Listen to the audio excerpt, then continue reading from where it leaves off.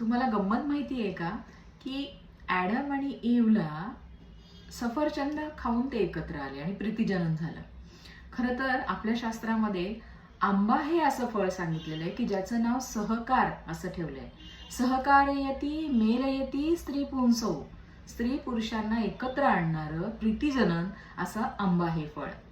मधुर आणि आंबट रसाचा आंबा हा अतिशय वृक्ष, बलवर्धक, कफवर्धक, बृहण करणारा म्हणजे शरीराला पोषण देणारा, न्यूट्रिशननी भरलेला असा हा आंबा ग्रीष्म ऋतू सुरू झाला म्हणजे अक्षय तृतीयेला जेव्हा देवाला आपण आंब्याचा नैवेद्य दाखवतो त्यानंतर आंबा खायचा असतो.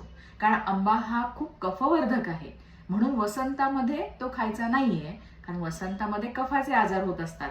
पण ग्रीष्मामध्ये गोड हा रस खायला सांगितलेला आहे.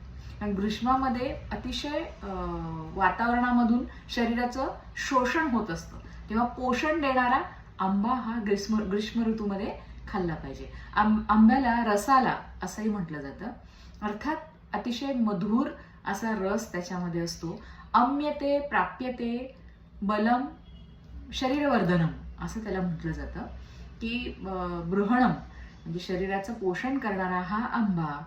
आता उन्हाळा सुरू झाला की भरपूर हा आंबा खायचा आहे आणि त्याचा खऱ्या अर्थाने म्हणजे गमतीचा भाग म्हणजे हा आंबा लहान मुलांपासून ते वृद्धांपर्यंत सगळ्यांचं आवडतं फळ असतं. व्हिटॅमिन ए, व्हिटॅमिन सी नी भरपूर असतो. त्वचेला चांगला रंग देणारा असतो, त्वचेचे सगळे आजार दूर करणारा असतो आणि बल देणारा, शक्ती वाढवणारा असा आंबा.